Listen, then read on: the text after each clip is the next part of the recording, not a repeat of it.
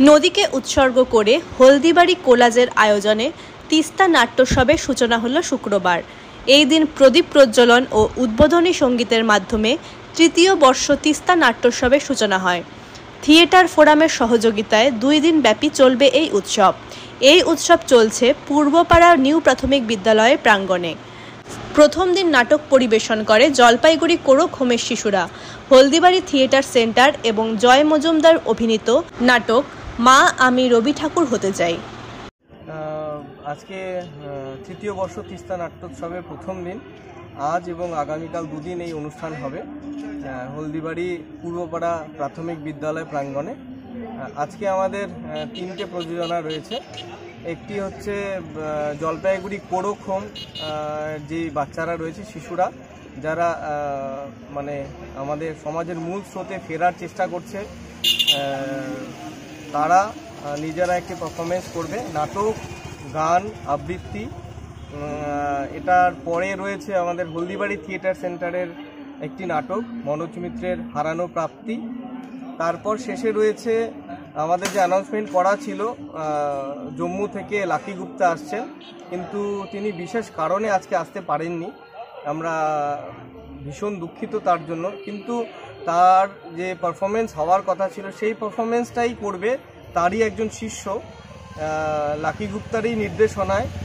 তার নাম হচ্ছে জয় মজুমদার।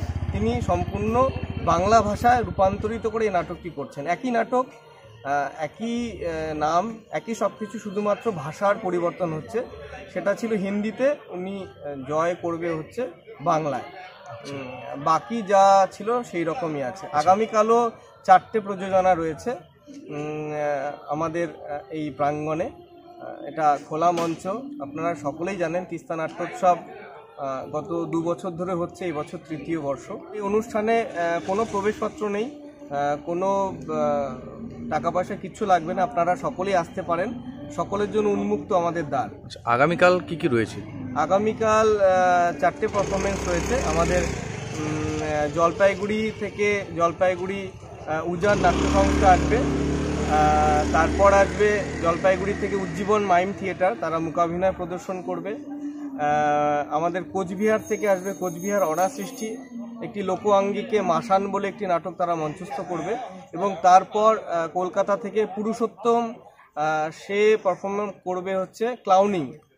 আমরা চেষ্টা করেছি এই 2 দিনের উৎসবে নাচ, গান, আবৃত্তি, নাটক, লোকনাটক, মূকাভিনয়, ক্লাউনিং, সব কিছু মিলে একটা নতুন কিছু উপহার দেবার। এছাড়া শুধুমাত্র নাটক নেই, এছাড়াও তো আগামীকাল সঙ্গীতানুষ্ঠান রয়েছে। হ্যাঁ, একটি গানেরও অনুষ্ঠান রয়েছে, শর্মিলা সরকার এবং তার দল। শুরুতেই আমাদের গানের অনুষ্ঠান, তারপর আমরা পর্যায়ক্রমে আমাদের অনুষ্ঠান সামনের দিকে এগিয়ে নিই।